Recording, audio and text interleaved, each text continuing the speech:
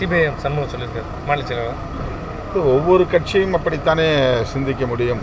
அவங்க குறைவான தொகுதிகளை கேட்போம் என்று சொல்ல வாய்ப்பில்லை தானே. நாங்களும் அப்படி தான் சொல்கிறோம், எல்லாரும் அப்படி தான் சொல்லுவோம். அந்த பேச்சுவார்த்தையின் போது சூழலுக்கு ஏற்ப நாங்கள் முடிவு செய்வோம். மார்க்சிஸ்ட் கம்யூனிஸ்ட் கட்சி மட்டுமல்ல, திமுக கூட்டணியில் இடம்பெற்றுள்ள கட்சிகளாக இருந்தாலும், அதிமுக கூட்டணியில் இடம்பெற்றுள்ள கட்சிகளாக இருந்தாலும், ஒவ்வொரு தேர்தலிலும் கூடுதலான தொகுதிகளை கேட்டு பெறுவதற்கு முயற்சிப்பது வழக்கமான ஒன்றுதான், வாடிக்கையான ஒன்றுதான். ஆனால் பேச்சுவார்த்தையின் போது இருக்கிற சூழல்களை மனவிட்டு பேசி அதன் அடிப்படையில் நாங்கள் இறுதி முடிவை எடுப்போம்.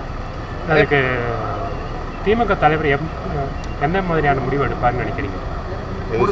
கூடுதல் தொகுதிகள் கேட்கும்போது கூட்டணி தலைவர் எந்த மாதிரியான முடிவை எடுக்கணும் அப்படின்னு நினைக்கிறீங்க? உங்களுக்கு நம்பிக்கை இருக்குங்க?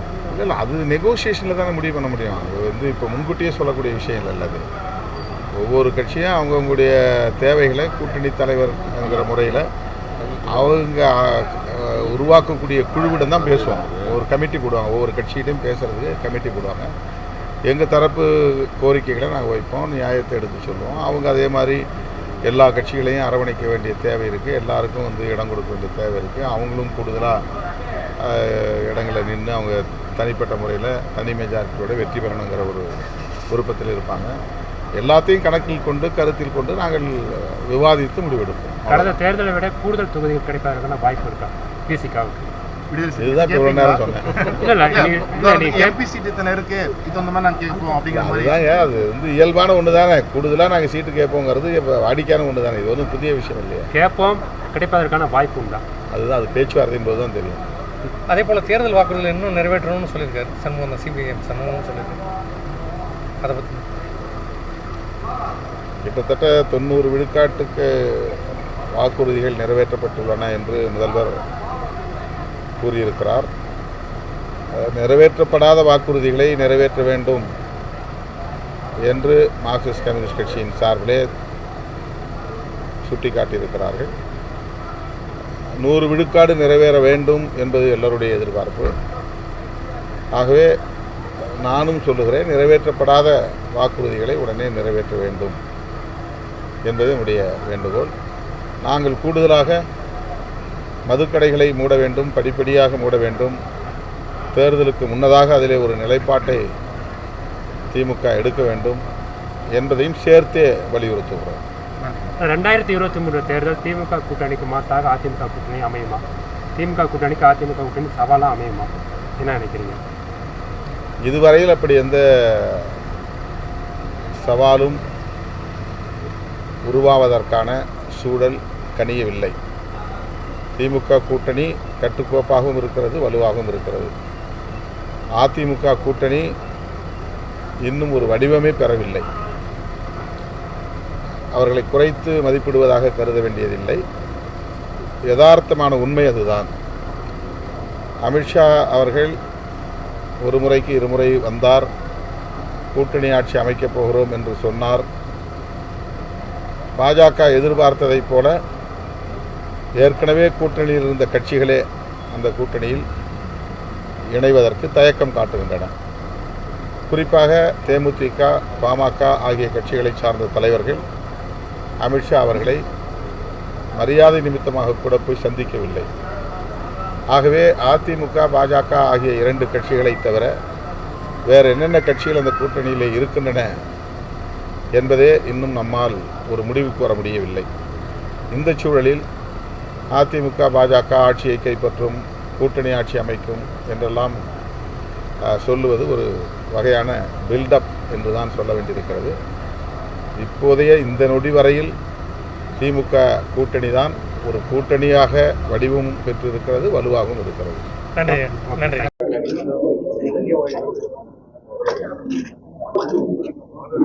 நன்றி அண்ணா. அந்த சின்ன இதெல்லாம் வாங்கிக்கோங்கண்ணா, இதெல்லாம் கொடுத்துடலாம். ஆணைய தலைவர்கள் பாட்டு வரேன், இப்போ வரைக்கும் பாக்குறேன். அந்த என்ன கேட்டிருக்கு வித்தியாசமா இருக்கு? எதுக்கு தனியா கேட்டு போறதுக்கு என்ன காரணம், என்ன வித்தியாசம்? உங்களை மாதிரி ஒரு நண்பர் கொடுத்தாரு போட்டிருக்கேன். புன்னெழுத்தால் பொறிக்கப்பட வேண்டிய காலம் அமிர்த் காலம் என்று சொல்லக்கூடிய காலம். இந்த காலத்தில் இந்த நாட்டினுடைய வளர்ச்சியினுடைய வேகம், இந்த நாட்டினுடைய மேம்பாட்டினுடைய வேகம் மிக அதிகமாக வளர்ந்து நம்மளுடைய இலக்கு 2047 நாம் மிகப்பெரிய ஒரு வளர்ச்சியடைந்த நாடாக இருக்க வேண்டும். தேசம்தான் முக்கியம், தேசத்தினுடைய மேம்பாடு தான் முக்கியம் என்ற இந்த நோக்கில் நம்மளுடைய இந்த 11 ஆண்டு வெற்றிகரமாக 11 ஆண்டுகள் எடுத்து 12ஆம் ஆண்டில் நாம் அடியெடுத்து வைத்திருக்கின்றோம். ராகுல் காந்தி கண்ணை கட்டிக்கிட்டு இருக்காரு, கண்ணு திறந்து பார்க்கணும். இன்றைக்கு வளர்ச்சி அவங்க ஆட்சியில் எந்த அளவுக்கு நாடு கெட்டு சீரழிந்திருந்தது. ஊழலில் 2G ஊழல், அதே மாதிரி கோல் ஊழல், காமன்வெல்த் ஊழல், இப்படி எங்கே திறந்தாலும் கூட பேப்பரை திறந்தாலே நியூஸை திறந்தாலே ஊழல் ஊழல் ஊழல்னு இருந்தது. இன்றைக்கு இந்த அரசாங்கம் 0% டாலரன்ஸ் அகெயின்ஸ்ட் தி கரப்ஷன், அந்த அளவுக்கு நாம் இருந்து கொண்டு இருக்கிறோம். ஊழலற்ற ஆட்சி, சிறந்த நிர்வாகத்தை கொடுத்துக்கணும். இன்றைக்கி பார்க்குறோம் ஹைவேக்களினுடைய மேம்பாடு, விமான நிலையங்களுடைய மேம்பாடு, துறைமுகங்களுடைய மேம்பாடு, நீர்நிலை பாதைகளினுடைய மேம்பாடு, இதெல்லாம் மக்கள் கண்கூடாக பார்த்து கொண்டிருக்கும். 27 கோடி பேர் இந்த 10 ஆண்டுகளில் 27 கோடி பேர் வறுமை கோட்டிற்கு கீழே இருந்து வறுமை கோட்டுக்கு மேலே இருக்கிறாங்க. அதே போல் இன்றைக்கு நாம் ஆப்ரேஷன் சிந்தூர் மூலம் ஒரு மிகப்பெரிய ஒரு வெற்றியை பெற்றிருக்கிறோம். அது பாகிஸ்தானுக்கும் தீவிரவாதத்திற்கும் ஒரு சரியான பாடத்தை புகட்டி உலக நாடுகளுக்கு ஒரு பெரிய செய்தி கொடுத்தது. இதெல்லாம் ராகுல் காந்தி கண்ணை மூடிட்டு இருக்கிறது தான் இப்போ தெரியுது. அவர் கொஞ்சம் கண்ணை கழட்டி வச்சுட்டு, அதாவது கண்ணை திறந்து பார்த்தா தான் தெரியும் இந்த நாட்டினுடைய வளர்ச்சியினுடைய வேகம். ஆனால் இன்னைக்கு பொறுத்தளவுக்கு இந்த ப்ரெஸ் மீட் ஆனது இந்தியா முழுவதும் நடந்து கொண்டிருக்கிற ப்ரெஸ் மீட், எங்களுடைய 11 ஆண்டு சாதனைகளை மக்களிடத்தில் சொல்லுகின்ற ப்ரெஸ் மீட்டாக இருக்கிறது. எங்களுடைய கூட்டணியை பொறுத்தளவுக்கெல்லாம் எங்களுடைய தேசிய தலைவர்கள் சரியான நேரத்தில் சரியான முடிவுகளை எடுத்து நமக்கெல்லாம் அறிவிப்பார்கள். 2026 தமிழகத்துல பாஜக தலைமையான கூட்டணி ஆட்சி அமையும் அமித்ஷா கூறியது வெறும் கனவா தான் இருக்கும் அப்படின்னு திருமாவளவன் சொல்லியிருக்காரு. இதை எப்படி பாருங்க? 2026 சட்டமன்ற தேர்தலில் மிகப்பெரிய ஒரு வரலாற்று சிறப்புமிக்க வெற்றியை தேசிய ஜனநாயக கூட்டணி பெறப்போகிறது. திருமாவளவனுடைய அவர் அவங்களுடைய கூட்டணியே சலசலத்து போயிருக்கிறாரு. அவரே அந்த கூட்டணியில் இருப்பாரா இல்லையான்னு தெரியல. அவரே டபுள் மைண்டில் இருக்கார். இன்னைக்கு இந்த கூட்டணிக்கு போகலாமா அல்லது வேற யாரு கூடயாவது போகலாமா? ஏன்னா அவருக்கு தெரியும் இந்த அவர்களுடைய கூட்டணி, அதாவது இண்டி கூட்டணி மிகப்பெரிய தோல்வி அடையும் என்பது அவருக்கு நல்லாவே தெரியும். அதனால தான் அவர் நம்ம வேற கூட்டணி மாறலாமா அல்லது வேற யார்கிட்டயாவது போகலாமா என்ற ஒரு தடுமாற்றத்தோடு இருக்கிறது. இதே அவர் இப்படி பேசியிருப்பது அவருடைய தடுமாற்றத்தை வெளிப்படுத்தியிருக்கிறார் என்பதுதான். 2019 இந்திய அமைச்சர் 2024 தேர்தலையும் பெருவாரியான இடத்துல தமிழகத்துல பாஜக, ஆனா இது எதுவுமே நடக்கல. அதே மாதிரிதான் இப்ப அவர் சொன்ன வார்த்தைகளும் இருக்கு ஆரம்பிச்சாங்க. நீங்க 2024 உங்களுக்கு தெரியும், நாம தேசிய ஜனநாயக கூட்டணி அதிமுக இல்லாம நாம 2024 கூட்டணி இல்லாம தான் நாம இப்போ மிகப்பெரிய ஒரு கூட்டணி உருவாக்கியிருக்கோம். தேசிய ஜனநாயக கூட்டணி வளம் பொருந்திய கூட்டணியாக இருக்கு. அதனால தான் திமுக காரங்க தூக்கத்தை தொலைச்சிட்டு இருக்காங்க. நான் பார்லிமெண்ட்ல கூட பார்ப்போம், ஐயோ என்ன உங்க கூட்டணி ஆயிடுச்சா அப்படின்ற ஒரு மிகப்பெரிய ஒரு பயம் திமுகவினுடைய நிர்வாகிகள் மத்தியில் இருக்கிறது. திமுகவினுடைய நிர்வாகிகளினுடைய பயம் நியாயமானது. ஏன்னா அவர்களுடைய ஆட்சியானது விரட்டி அடிக்கப்படுகின்ற நாள் குறிக்கப்பட்டிருக்கிறது.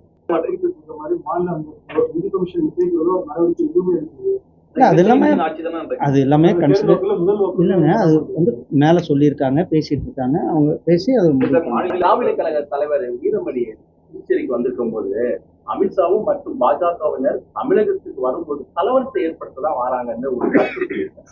அப்படி எதுவும் இருக்குதா? அதுக்கான பிளான் வச்சிருக்கீங்களா? அதாவது தீகா காரங்கனாலே கலவரம் உண்டாக்குவவர்களாக இருக்கிறார்கள்.